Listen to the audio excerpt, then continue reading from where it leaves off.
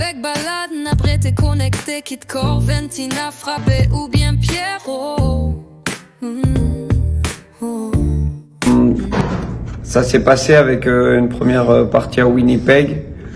On a pu faire 4 séances pour se préparer à ce premier match. Et là, on a fait la bascule. Donc là, on vient d'arriver à Montréal. On est le lendemain du premier match, donc on est principalement sur de la récupération. On a mis les choses en place. Il y a beaucoup de fatigue. Les filles sont en fin de saison. Il y en a qui ont arrêté 2 semaines avant le rassemblement, le championnat, certaines 3 semaines. Donc on a dû remettre un peu tout le monde en route, et mentalement et physiquement.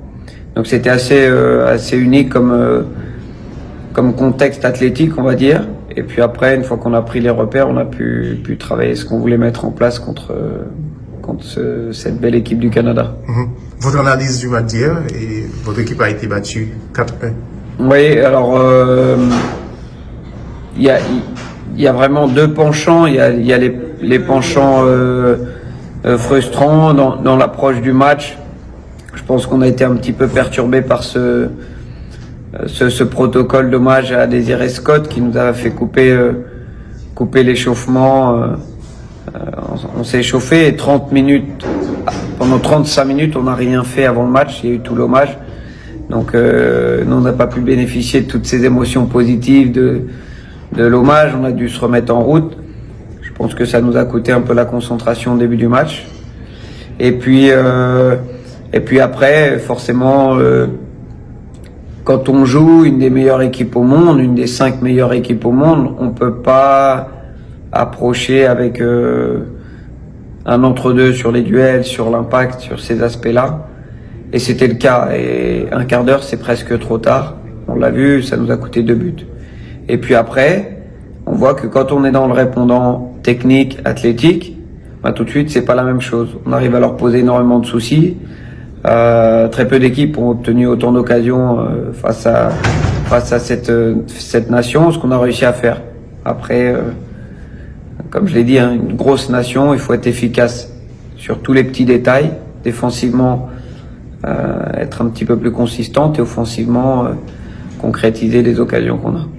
Autrement dit, il y a eu des bons et des mauvais moments dans ce match, et on peut les identifier.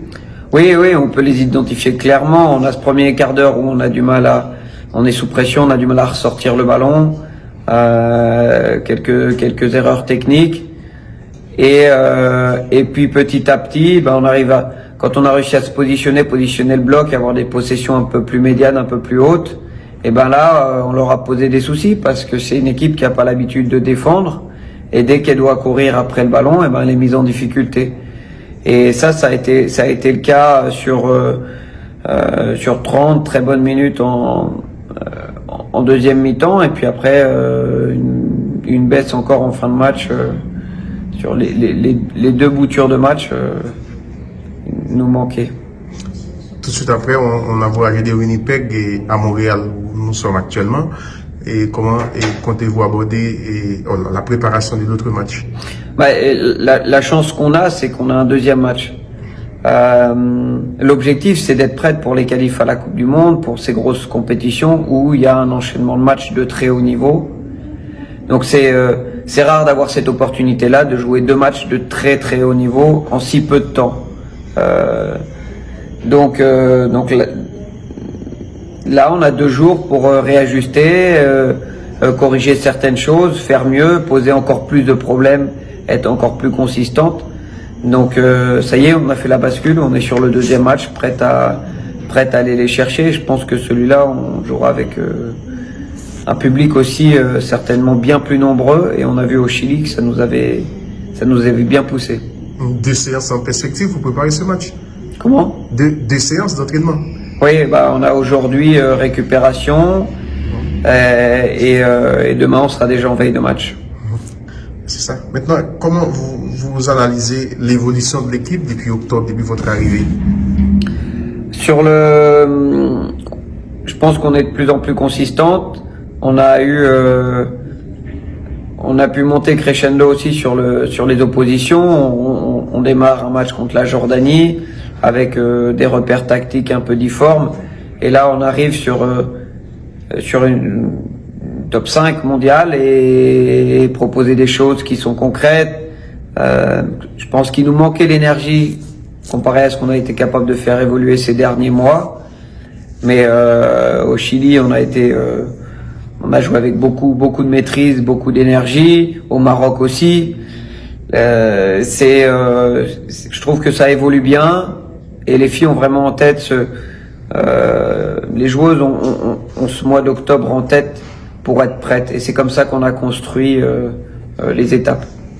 Voilà, il y a les perspectives qui arrivent avec les échéances internationales, éliminatoires Coupe du Monde, et Jeux Olympiques. Comment vous voyez tout ça? On voit ça avec distance aujourd'hui, mais ça va venir très vite. Et depuis octobre, on a ce discours-là. Construire petit à petit, avoir les fondations solides, et puis après installer de plus en plus d'exigences, que ce soit dans le cadre, que ce soit dans ce qu'on est capable de mettre en séance, de s'entraîner comme on joue. Il manque encore certaines choses, et là, les prochains jours permettent de nous ajuster pour que vraiment, au début des qualifs, on ait une idée claire de comment on souhaite jouer, avec quelle énergie, avec quel visage, et